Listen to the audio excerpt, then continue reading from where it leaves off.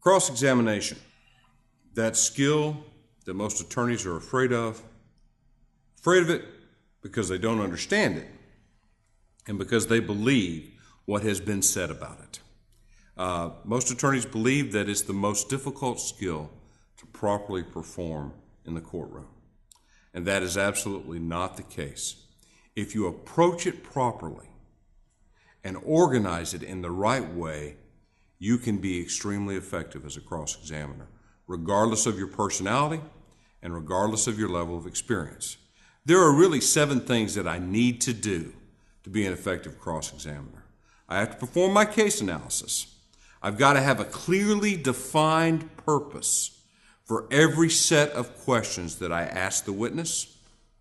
I have to understand control techniques, ways to get the witness who's being difficult, who won't respond, back under control.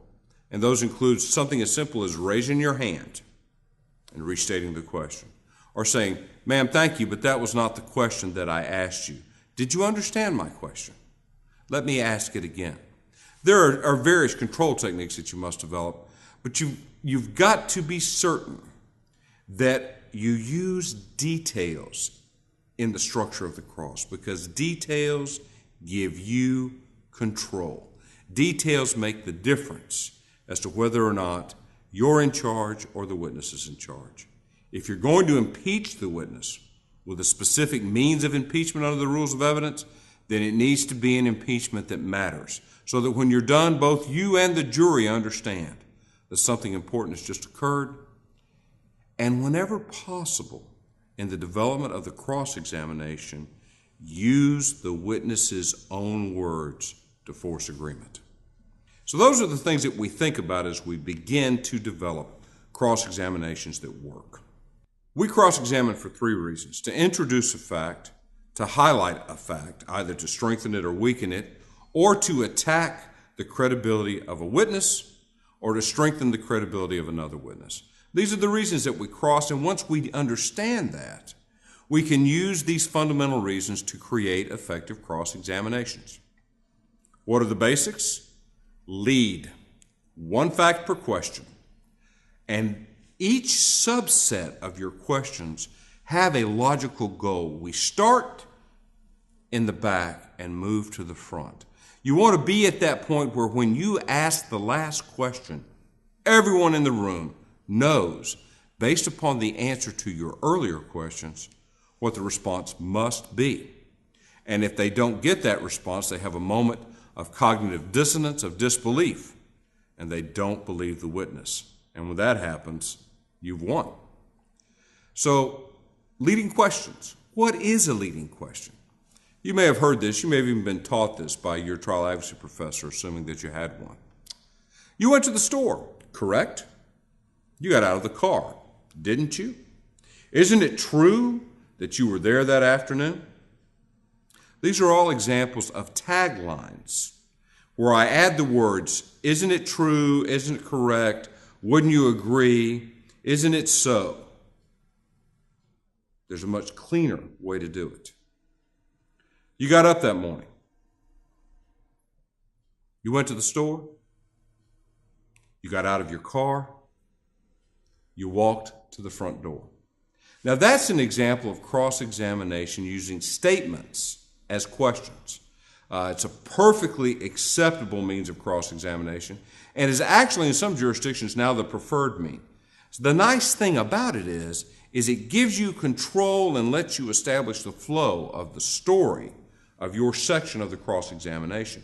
And it lets you do it in a way where you can drive the train, because you can cross with very few words, focus specifically on the fact that you want to get out. And cross-examination is all about 1 fact questioning, where the witness has no choice other than to give you the answer that they have to give. You'll notice I was also using voice inflection in both of those examples. So why do we use leading questions on cross-examination? Because there are some folks who say, hey, you should never use leading questions, or you should mix them up. Occasionally, an open-ended question is fine if the witness really doesn't have a choice about what it is they're going to say anyway. But leading questions give you control. They give you the ability to set the tone and the focus of the cross-examination. And that's the goal of cross. You need to be able to set the tone and the focus so that you can establish whether or not the witness is credible.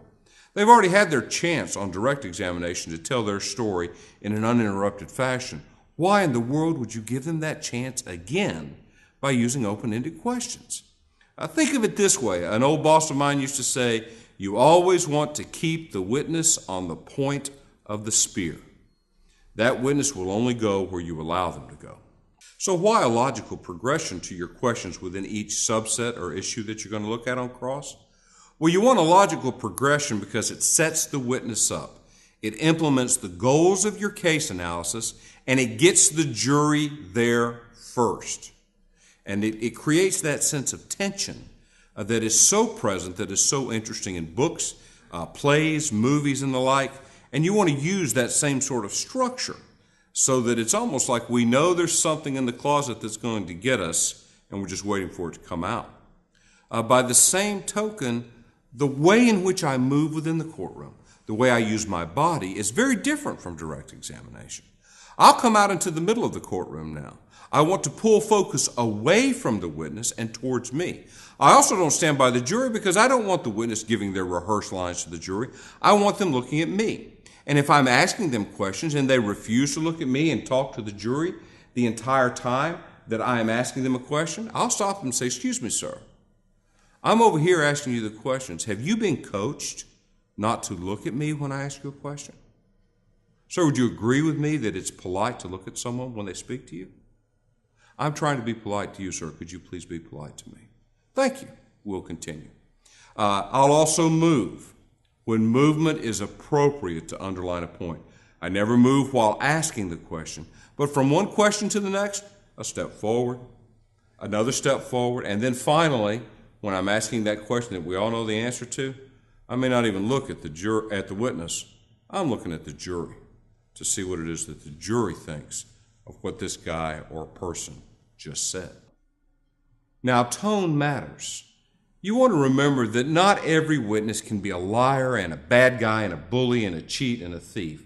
A lot of them are simply mistaken. And you don't have to go for the "you're a liar, aren't you?" if you can get the "you made a mistake this time." And that's a judgment call. No one likes a bully in the courtroom, least of all when the bully happens to be an attorney. Think of it this way. I'm not going to be rude to that witness until the witness's behavior gives me permission to be rude within the courtroom. It's a choice. It's a choice that we allow the witness to make, but it's really not, because from the lawyer's perspective, if they're rude, that's even better, because it looks like there's something that they're trying to hide. So how do I organize this to make it work?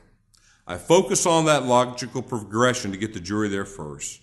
I relate my cross-examination to the theme and theory of the case, and every question leads to a goal question. Where do I find that information so that I have this control? From the prior statements of the witnesses, the logical gaps in what they've said, the facts that are incredible that I know they're going to have to not admit to, and the helpful facts that maybe came out during the in-court testimony that I want to underline. This cross should bring together and enhance the goals that you've identified through case analysis. The one fact per question shows the jury where you're going, and it helps you identify those similar facts that make it believable in the minds of the jury. Think of it as though you're climbing a staircase to a door that's at the top. You want to open that door so that everyone in the jury sees what's inside. And your questions, as you go up each step, are one fact, and they help the jury see what's behind the door. So by the time you go to reach out to open it, they already know what's behind it. When you reach the point that you can do that, you can create effective cross-examinations on the fly. Use these techniques that we've talked about. I believe you'll find that they're very effective, and you'll never have a need to be afraid to cross-examine again.